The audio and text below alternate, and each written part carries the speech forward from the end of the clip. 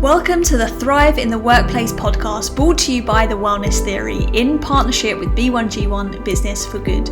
This podcast is all about uplifting organisations to thrive when it comes to all things workplace well-being. From organisational culture, the most effective wellness campaigns you can imagine, and integrating social good. You will find insights, inspiration and information that supports leaders at all levels to implement best practices to improve engagement, performance and vitality within the workforce. We believe that workplaces can and should be healthy and sustainable for both the workforce, the bottom line and the community. And in this podcast, we'll show you how. And just so you know, for every listen this podcast gets, we'll be donating to a life-saving project aligned with the UN 2030 global goals. So thank you for being here and continuing the ripple effect. Without further ado, join us to thrive in the workplace and become a force for good in the world. Dan, welcome to the show. Can you share your background and the inspiration behind starting MotherTree? It's absolutely great to be here. Thanks for having me on. And yeah, it'll be a pleasure to share. So I've been a kind of entrepreneur for a number of years. My first foray into that was at a company called OVO Energy. And I was on the launch team of something called OVO Communities, which was setting up local energy companies. So local generation, local employment, build on OVO's infrastructure. And I just loved that entrepreneurial aspect, answering big questions, figuring it out in the field. And yeah, kind of got the bug from there. I left OVO to launch my first startup, which was called Good Company. We connected volunteers with the elderly in their area. We actually became a charity and unlocked a bunch of funding and ran that for 18 months. It failed. That was my kind of scar. I think we don't fail and we don't talk about failure enough for the right reasons, but that one didn't work out. We ended up giving most of that funding back. And at that point, I was headhunted for what was a business then called The Big Deal. And they'd had this idea for something called Look After My Bills, which was automatically switching people's energy whenever your bill went up. And I think they liked my mix of sort of entrepreneurial plus energy background.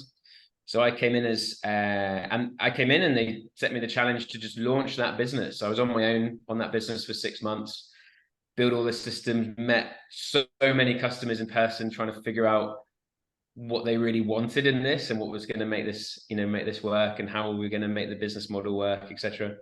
And it went really well. After 6 months, we got into Y Combinator. After a year, we had the best ever deal on Dragon's Den for Look After My Bills, and we successfully exited to go Compare after 3 years. And in those 3 years, we saved the British public £127 million. So it had a real positive impact. But even during that time, I kept feeling there was something missing. That was it was great to be able to save people money, but it felt like we could do more. And when my wife was pregnant, I've now got a 2-year-old son called Theo. It really made me question where I was spending my time and Look After My Bills. After we exited, I was still working there. It became a very comfortable job. And so I left just with the thinking, how can I play my part to address the climate crisis? And just started interviewing people one-on-one in their homes over Zoom and running focus groups. And it's actually my wife who came up with the idea of something called the Climate Challenge, which was, for me, a way to run free focus groups, but for the people on it, a chance to discover ways to live a greener lifestyle. And we had groups of 8 people at a time. We had 5 groups. And for each group, we had 30 challenges over 30 days.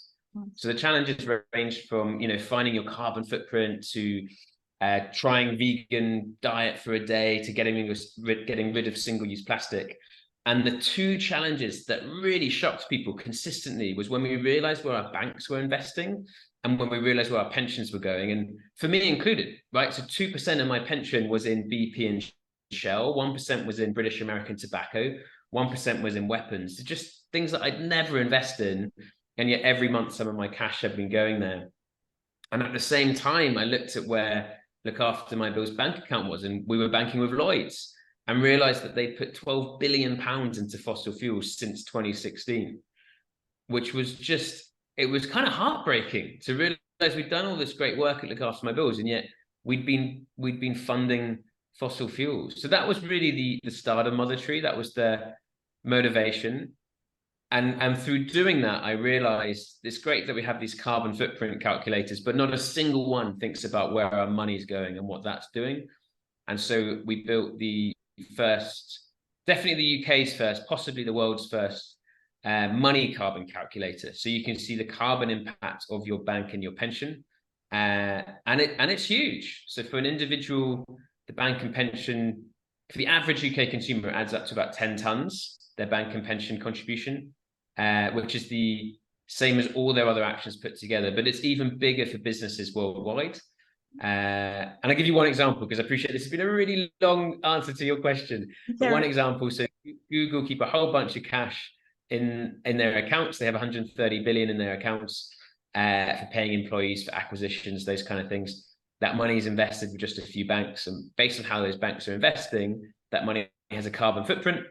Well, that carbon footprint is twice as big as Google's carbon footprint for their entire supply chain. There's already so much there that is super insightful that we need to dive into, but I want to keep this really streamlined to businesses, because your mission now, right, is about helping climate conscious companies go green and save money. Can you explain to our listeners that perhaps are hearing this whole idea and this concept for the first time, like what it is you actually do at MotherTree? Imagine that you're speaking to a 5-year-old, like really simplify it. Not that our listeners are 5-year-olds, but just so that we can really, really start and then build upon this. Absolutely. And it is a new concept. It's something that we haven't really thought about as businesses before.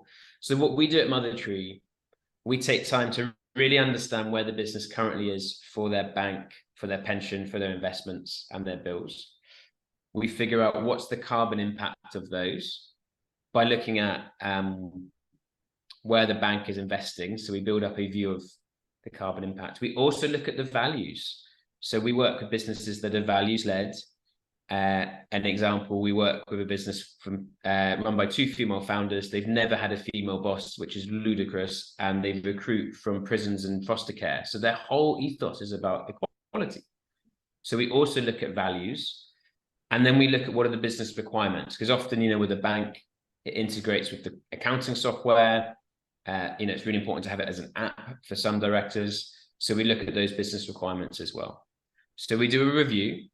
We call that our measure phase. And then we have a priority phase, which is we're then able to prioritize where are the trade-offs. So does it mean, can we unlock better interest rates and save carbon and align to their values?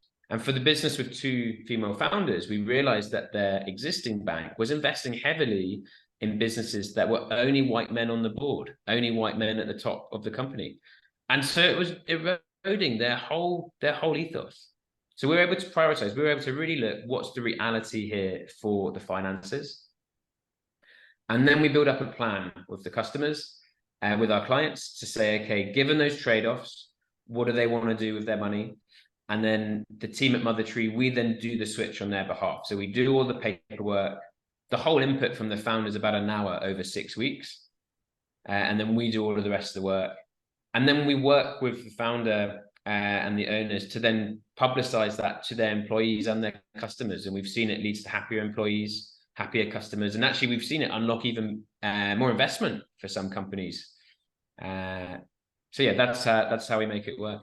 Nice. I don't know how many 5-year-olds but I'm pretty sure that would go completely over their heads. But thankfully, our for sure would be on board with that, because it fascinates me. I mean, I saw a post that you posted literally the other day on LinkedIn, which was a quote actually by Forbes, which said, if you don't have a climate plan, you don't have a business plan, right? And then you obviously dove in and shared that example about like businesses caring about equality, yet the business bank that they're using investing in companies that don't align with that, like the values that you just shared. And I think that's something that's massively overlooked. It's too easy for us to just put our money into a bank and not look any further. So like, what made you and your team at MotherTree like dive in and go further? Like, why now? Why is it so important for us to be switching a light onto this and really paying attention as founders? Well, this is arguably the biggest lever we have as value-led founders. Yeah. So we we talk with a lot of companies that put their values at the center of their business, and they're doing amazing work. We work with a company called Climate Change Coaches. It's all about coaching people through the anxiety of climate change. That's incredible, important work. And yet, if their bank is not lined up to support that, it completely erodes their mission. And so what this does is it moves arguably the biggest lever we have to avert the worst of climate change, but also the biggest lever we have to create a more positive, vibrant society, more equitable society. And we make it really easy for founders to go and do that.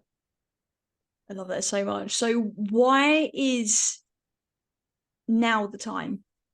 Why is this such a new concept? I think banks have made it incredibly hard to understand what they're doing. They like to say, oh, it's complex, we can't move quickly. But what we've seen is that's no longer true. We have challenger banks who are as secure, as robust in terms of their money as the existing banks, but they're more transparent about the investments. We're also seeing increased regulation around the banks and pensions to show exactly what's happening in terms of where they're investing. So we're able to build a much clearer view than ever before of what these banks are doing. So I think why now? Well, the regulatory framework's catching up. I think there's a groundswell of founders who actually want to do good for the planet and make profit. So the motivation is there. And we realized that we need to make dramatic change to stop the worst of the climate crisis. Yeah, 100%. And it's so interesting because here in the UAE, there's a huge drive of a national strategic initiative to achieve net zero emissions by 2050, which would make the Emirates and the MENA region the first, I believe, to do so. So I'm not hearing anybody in this region speaking about the impacts of business finance in the way that you do. So I think this is such a game changer for anyone listening, but that our listeners, perhaps maybe they're not the founder of the company, perhaps they are in that exec team, they're C-suite leaders, they are really curious to learn more about this because they have their corporate social responsibilities, but perhaps they're not really sure like where to begin. Like what kind of advice would you have for anyone in that position? Yeah, so we work with people at the C-suite level quite a lot. We work with all sides of the company.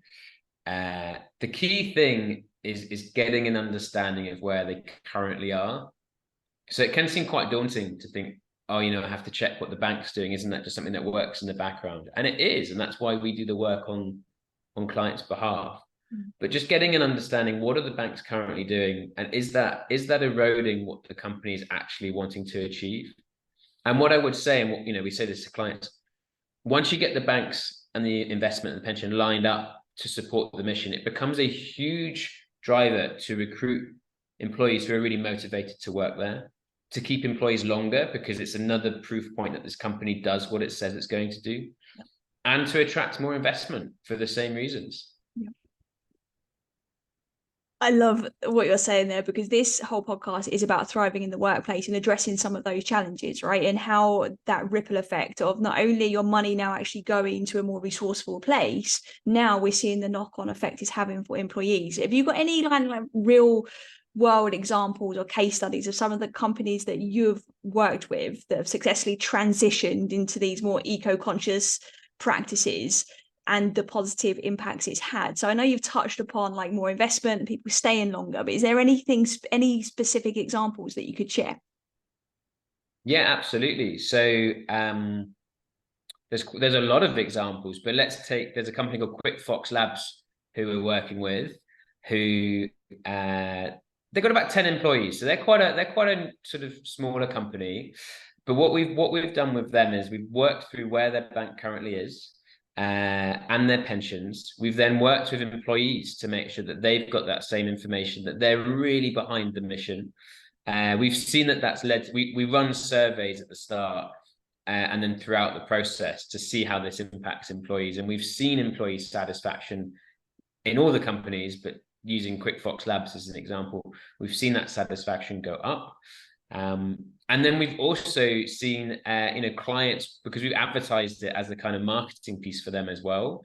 We've seen that it's brought in more engaged clients as well. They've come in having seen those videos, having known that this company has put its money where its mouth is, in essence. What are some of the biggest roadblocks you're seeing when it comes to perhaps companies getting on board with this idea and this initiative? Yeah, so the biggest roadblock, first up, it's awareness, and you touched on it already. It is a new concept. The kind of realization, on my bank has an impact here. So that is the first challenge. The second challenge, and it's actually a bigger challenge, is once you realize there's an impact, it's doing something about it. Because really, switching banks, switching pension provider, once it's set up, it sits at number 27 on the priority list. It's not that high up for a CEO or a founder. But when you realize it drives happier employees, more engaged employees, more clients, suddenly it becomes one of the high priorities to make happen. So yeah, those are the two big roadblocks: awareness and then just making this happen. So who within an organization would you say seems to be championing this the most? Because naturally you would think, right, CFOs are responsible for financial decisions. Does this fall on their shoulders? Like, what's your thoughts on that? Yes, so we work with CFOs. We also work with sometimes they're called CSOs, Chief Sustainability Officers, but often the main point of contact is the sustainability lead in the company. And that's typically the CSO or the sustainability manager, depending on how that company's set up. And then we bring in the CFO to make sure the business requirements are covered. And we have to deliver on the business requirements as much as we deliver on reducing carbon. Otherwise, it won't work for the business. Yeah. So those are our two key stakeholders. So what are the practical ways somebody can start to assess where they are now? Because I know obviously you guys at MotherTree, you basically will take this off their plate and essentially do it for them. But if somebody is listening to this and they're like, well, this is brand new, didn't know about it, but they want to kind of go down the rabbit hole a bit for themselves first, like what is a practical first step that they could take? Yeah, so a bit of a shameless plug, but we built a free calculator on the MotherTree website, so mymothertree.com/business, which will give you a sort of headline in terms of where the company is for banks and pensions for carbon. So that would be a kind of first step. The other resource that I'd say is worth a look is bank.green, which will show you how, at a much higher level, just what the bank is up to, as opposed to specifically how does that impact on your company, which is what we do at MotherTree. And if the results that you get from the calculator are not what you want to see, then I'd encourage you to get in touch, because we will then do the research on that company's behalf. It is still an opaque area. It takes time to really research what the banks are up to, which is why we'd love to get to a point where we can make that stuff free, but we have to go in and do the research based on what our client needs. So that's that like rabbit hole. So I'd say, yeah, there's a high level free calculator view, and if that's not where you want it to be in terms of the result, then yeah, come and have a chat and we'll get more clarity on it. It's a perfect first step. I mean, from a lot of companies that we work with at Wellness Theory, like the companies that we're speaking to, they've got so many operational challenges to be attending to as it is, and they also know that this national initiative is almost like biting at their heels. They want to do something, but they don't necessarily know where to begin. So just by going to check out that high level view is the perfect place to begin, but also then to invest in this. What is in it for them when they invest in it, apart from the obvious things perhaps you already mentioned? Yeah, so beside the stuff I've mentioned, we also see huge carbon reductions. So for the average, I'll use a UK example, but we are global in terms of our research. But for the average UK company, they produce about 75 tons of carbon for their company and the supply chain. Obviously, it depends on the sector, but just taking an average, when you include their cash, it adds another 75 tons. So these steps, it's the biggest way to reduce carbon in the business. That's number one. Number two is there's a cost saving here. So often we're able to unlock better interest rates, and we also optimize the cash position. Right? Businesses tend to sit on lots of cash without actually really optimizing that in terms of short-term savings accounts, which are easy to access, but getting better interest rates. So we're able to unlock cash for that business as well, which typically covers our fee within 6 months. So the ROI on this is it's pretty quick as well. Nice, that's really quick. So how quickly would a business see the emissions reduce? So it depends how quickly they can switch banks. But typically for a business that process takes, depending on how complex it is, anywhere between a week and 4 weeks. And once the bank is switched, then you've stopped moving money into a bank that's heavily investing in high carbon activities, and you move to a bank that is investing in a world that we want to create and has a much lower carbon footprint, and that will reduce your carbon footprint as a result. So this fast tracks the 2050 initiative here in the UAE drastically, because that's not long at all in the grand scheme of things. No, I mean, it's 20, 30 years, right? And that's the end point. So we have to be doing that pretty soon to make sure we hit that target. And I would argue, this is the biggest way to make sure we hit that target, because in addition to just reducing the carbon, it gets money into the businesses that are going to make this net zero target a reality. Yeah. Right. So we make sure we're funding the businesses that are genuinely sustainable.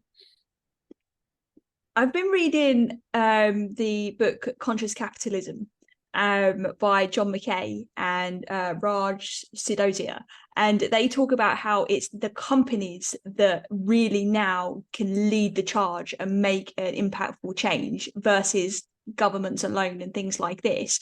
Like, I'm curious to know your thoughts on that, and what kind of businesses you're seeing come on board with this. Are you seeing kind of younger founders thinking about this stuff more than perhaps some of the older generations or some of the more well-established larger organizations? Yeah, I haven't heard of that book. That sounds fascinating. I'd love to. You would love it. Yeah, I'll add it to my list for sure. That sounds right up my street. So there's two parts to that question. I think there's 3 ways to change a society, and we've seen this consistently since civilization was born. There's government, there's business, and there's individuals. Ultimately, we need all 3 to be putting in the same direction. We've seen governments not necessarily doing that of late. Rishi Sunak's announcement, a U-turn on UK net zero, we're seeing that consistently. So if government isn't going to make the necessary changes, then it's about business and individuals. There's a groundswell of individuals who now understand this and are taking action, and it's inspirational to see, and are increasingly seeing businesses take this on. And what we're seeing actually for businesses is a chance to take genuine leadership. It's a chance to position themselves as genuinely ahead of the pack. We've seen Apple come out with a brilliant video about Mother Earth in their boardroom, talking to Tim Cook. These things are becoming mainstream. The fact that businesses are willing to say, yeah, we are doing genuine good for the planet, is a huge move. And I think one of the biggest things that's going to get us out of this mess. And I think once businesses start doing that, once individuals start doing that, government will follow, because ultimately they're led by the interests of the people. And unfortunately, some of the governments are led by the interests of the businesses that pay them. So if we can get enough businesses moving, then we can change the government dynamic as well. So that's the kind of 3 pillars of society. And then the second part of your question, who's kind of coming to us for clients? Well, it's a range. We're definitely seeing people, tends to be people in their 30s to 50s, almost always people with kids or really concerned about the next generation, because they get it. I think, I started this podcast with a story about my own kid, but I think that once you have a child, it really makes you reflect, what kind of world are they going to grow up in? And so we're often seeing, the parents who are founders or CFOs, CEOs coming to us and saying, okay, we want to do this. We want to position our business as a leader, but also on a personal level, I want to make sure I'm doing my part to make sure my child grows up in a world they can thrive in. Yeah. We're very fortunate here in the UAE. The leadership from a government standpoint is really strong, and they are setting these initiatives, and there is some semblance of follow through on those initiatives, which is really inspiring. businesses, I think, are perhaps a bit slow to the party when it comes to the way like they're using their money to offset the carbon footprint. Like they're not, I don't think there's much awareness of it yet here. But you also mentioned to me about, obviously, before we started, about this being an employee perk as well. So you mentioned individuals there on this, on the changes that can happen. So can a company reach out to you guys and only take on the employee perk, so the individuals within the company that perhaps want to switch it on can access it? Yeah, absolutely. So the way MotherTree works, we have an offer for businesses which I've described, and then we also have an employee perk, which basically does the same thing at an employee level. So for the employee, we look at where they're currently banking, their pension, whether they have any investments, and their bills, things like energy and broadband. We do that review, that measure. We call it MPS, measure, prioritize, switch. So we do that review, we measure where they are, we then prioritize with the employee, what do they want to do? Are there any trade-offs? And then once they're happy with the plan, we go and do the switch for them. For employees, we save them about 40 hours of work, which is about one business week. We save them about 10 tons of carbon per year, and we save them between £1,000 and £3,000 per year. Wow. It's so inspiring, the work that you're doing. It really, really is. It's something that I'm seeing so clearly where it fits in when we look at workplace well-being as well, because, you know, the title of this podcast is literally thrive in the workplace and become a force for good, right? And this is the whole become a force for good element. It's like we need to start thinking less about a discount on a gym membership and more about sustainability, not just of the individual, but we just need to perhaps open our eyes to the other ways we can, you know, provide employee perks, because it is a perk. And when we look at the younger generations coming up, they're looking for this stuff specifically, you know, and that's what's drawing them towards companies. So don't get me wrong, a discounted gym membership is still great, but what else is on the menu? Because this is the future, or it isn't. Literally, you know, if we don't take care of the planet, then who cares about a, you know, percentage of a gym membership, for example? It's incredible. So what's the uptake been like from the employee perk standpoint? Yeah, we've had a great reaction to the employee perk standpoint. And, you know, every business we go in, we do a series of talks, because we get there's an element of awareness building here that, you know, you just have to peel back the layers of, yeah, your bank has a really big impact, and making that switch is worthwhile.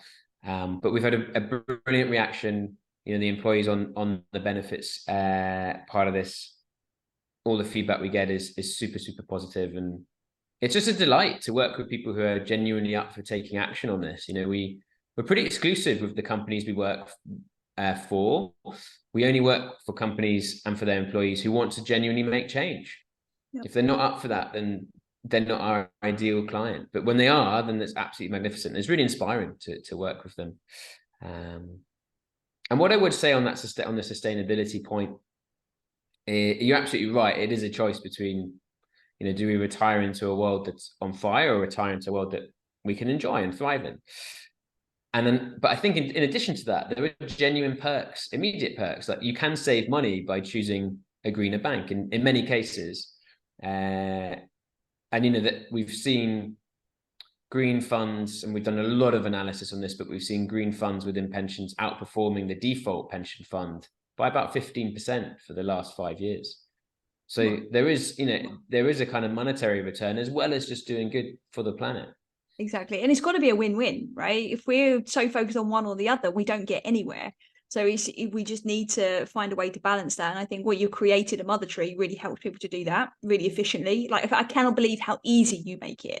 That's the thing that really draws me to what you do, in terms of somebody actually switching and somebody actually getting on board with it. So, Dan, if there's somebody listening to this and they are perhaps on the fence, they know they should be paying attention, they know they should be doing this, they know they part of them even wants to do it, but perhaps they're not all in, like you said your ideal, you know, customer is. What do you say to them to get them off the fence and into the Force for Good camp? Well, I totally understand why people would be on the fence. This is a new thing, and it also taps into quite deep emotions.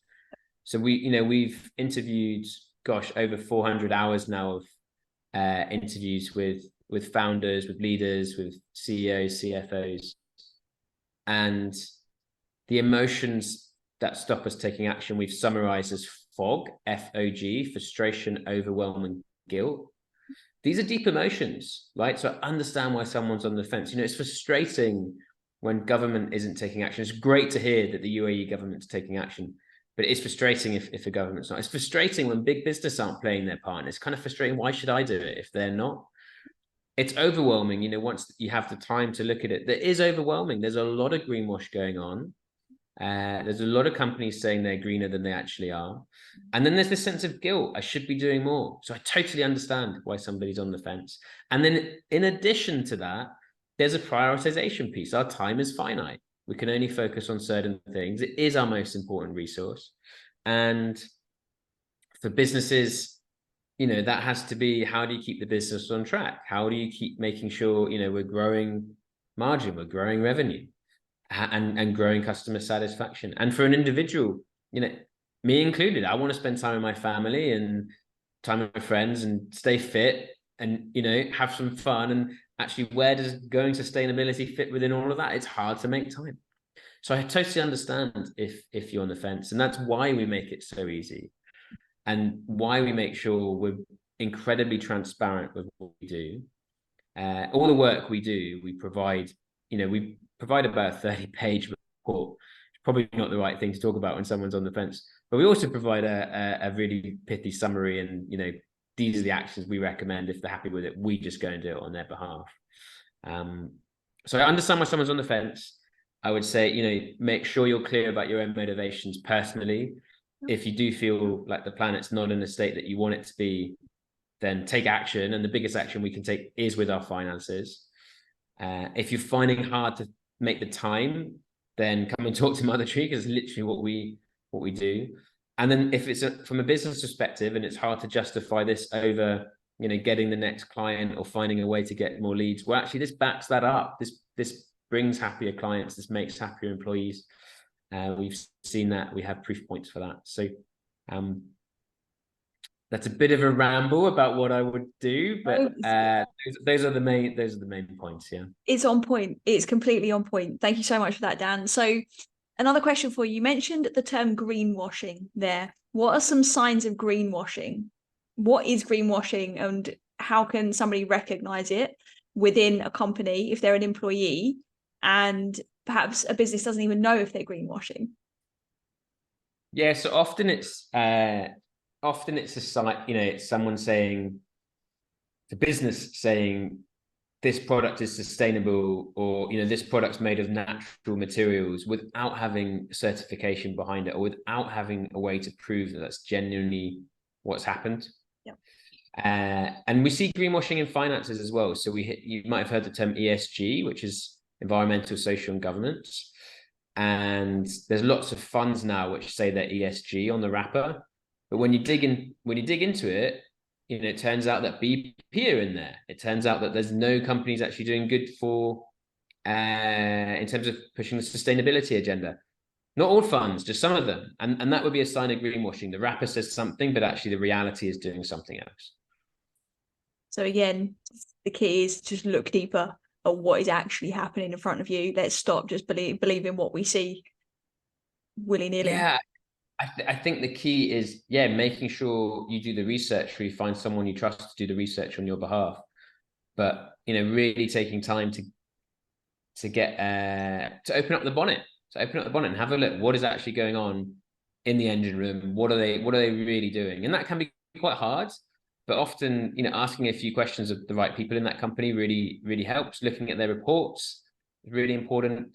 We're able to look at where banks and pensions actually are invested through various trading platforms. So, looking at the data behind it. Yeah. And you start to build up a picture. What is the reality here, as opposed to what is the company saying on the surface? Nice, great. That's really good, because I think it'll be easy for our listeners to be able to relate to that, and then see and check, right, and go a little bit deeper to understand, like, are they really, if they were being honest with themselves, are they greenwashing, or are they actually really owning it? I want to just go back to something that we spoke about a bit earlier about kind of this values misalignment around where banks are investing people's money when there's, to be honest, the individual or even the business are completely unaware. What are some of the most shocking places you have seen banks investing money? Oh gosh, like the list is endless. We've seen cluster bombs. We've had banks investing in weapons that have been linked to deaths worldwide. Wow. We've seen nuclear weapons funding. We've seen tobacco funding. Huge amounts of money going into fossil fuel expansion. Here's one of my favorite stats. It's kind of devastating.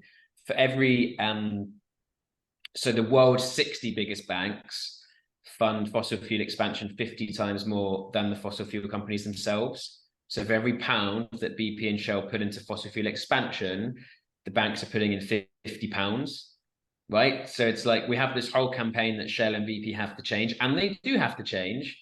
But if they weren't having access to this easy money, then they'd have to change a lot quicker. And there is a debate around divestment. If I pull out my shares, won't somebody else who doesn't really care about the environment buy those shares at a cheaper price? Yes, that is a dynamic. But when we're talking about billions of pounds, there's only a very few amount of businesses that can actually provide that funding. And so those banks are really propping up that expansion activity of fossil fuels. So, we see all sorts of areas. We see factory farming, a huge amount of money going into factory farming. And I'll give you one more example. This is kind of one of my high horse rants. But one other example. So Barclays put in $1 billion a year every year for the last 7 years to the world's biggest butcher. They're called JBS. They're a Brazilian company.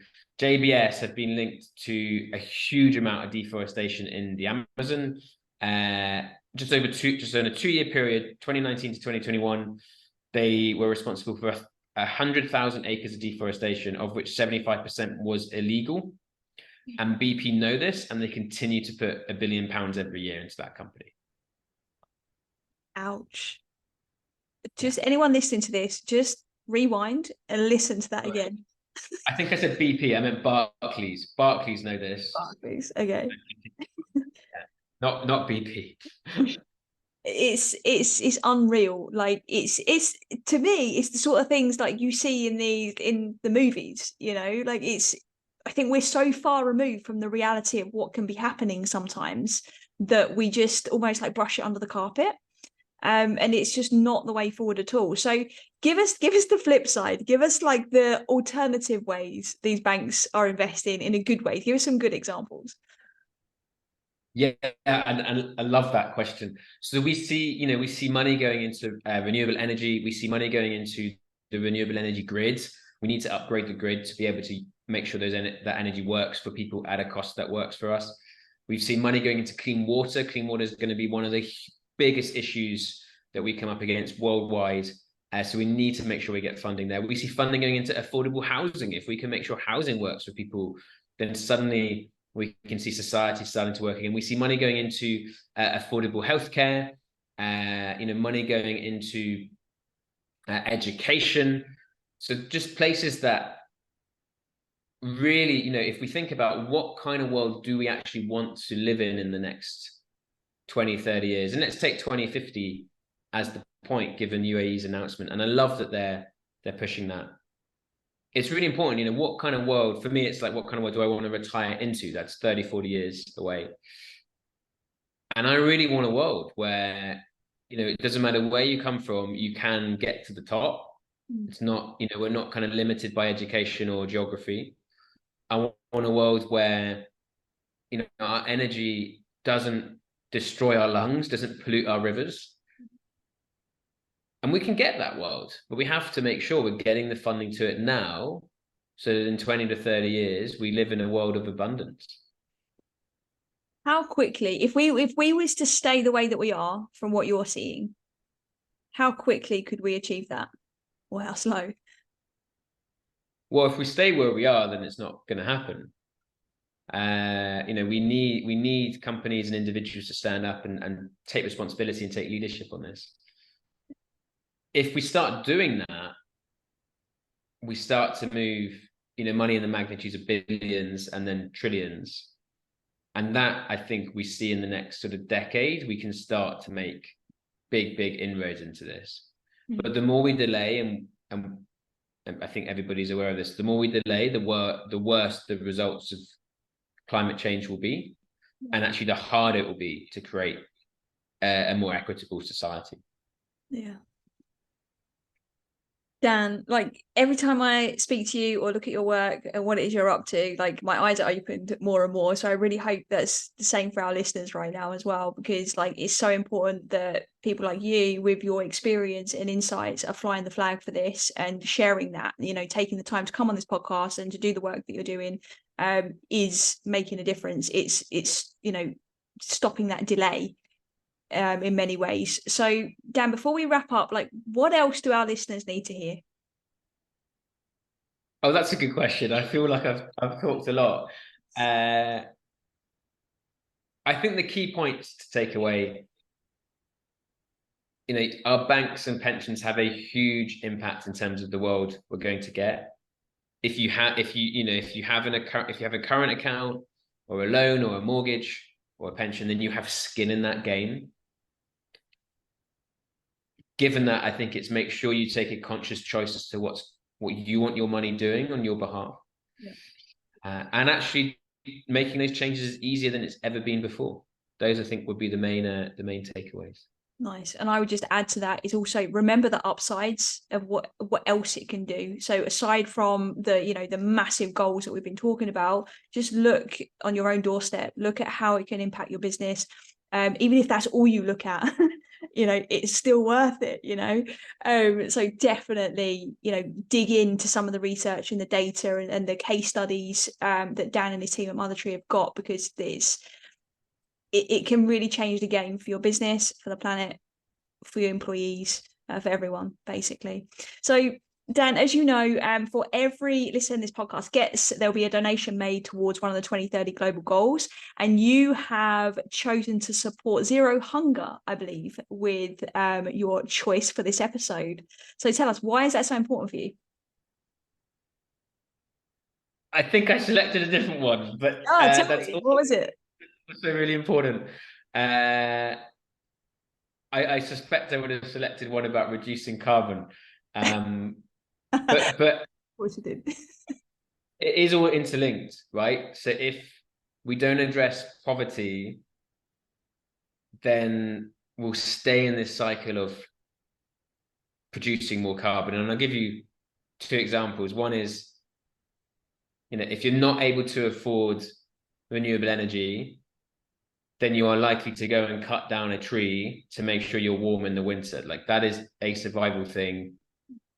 That's one less tree in the world, right? So unless we make sure there's things in place to rise people out of poverty, that's going to keep happening. And then in the sort of first world, so in the UK or the UAE, as an example, just take diet. If the cheap food, in terms of, fried chicken as an example, continues to be cheaper than sustainable food, it's very hard for someone who, is just getting by on a weekly budget to pick the more expensive, healthier food. So we stay in that loop. So it is all interlinked. But if I had to solve one thing, it would be reducing carbon. So maybe I clicked the wrong one. But because for me, that's the most immediate problem. There's a huge amount of problems you have to solve: biodiversity, acidification of the ocean, hunger, poverty. But right now, the amount of carbon that's going into atmosphere is causing massive breakdown. It's causing tipping points, which we won't be able to get back. The Amazon becoming a carbon emitter as opposed to a carbon absorber is one example. So that for me is like, we have to address that one first, but we do have to make significant inroads into all of them. Yeah, I love that. And yeah, we'll make sure that your donation gets to the right place. I think what's really nice though, that the way you've just like brought that together though, because I think sometimes again, that interconnectedness of all of these goals, all of these problems can be overwhelming. So to know which one to start with is absolutely critical. So you're obviously flying the flag for this one. No doubt, obviously, our listeners have got their own goal that is something they're passionate about. And I would always encourage anybody just to continue doing whatever you can. And Dan and his team at MotherTree are making it so easy for anybody to be able to access the support they need to be able to make an impact when it comes to reducing carbon. So Dan, thank you so much. We'll make sure all of your links where everybody can find you are in the show notes. Thank you so much for your time today. Thanks for having me. It's been a delight. Today's episode was hosted by myself, Charlotte Stebbing-Mills, the co-founder of The Wellness Theory. If you enjoyed this episode, please do subscribe and share with someone who may benefit, and be part of our mission to help people realise when they're healthy and well, they can be a force for good in the world. I just wanted to share some more about our partner, B1G1. B1G1 is a global movement that enables businesses to incorporate effective impact creation into their everyday activities in a simple and powerful way. Through B1G1, businesses can choose from a wide range of verified projects around the world and integrate these impacts into their business operations. The core concept of B1G1 is that every business transaction or interaction can be directly linked to making a positive impact in our world, whether it's providing access to clean water, supporting education, planting trees, or addressing social issues. B1G1 enables businesses of all types to make a real difference. To find out more about them, visit their website at b1g1.com. Until next time, be well, mean well, and make a difference that lasts. See you in the next episode.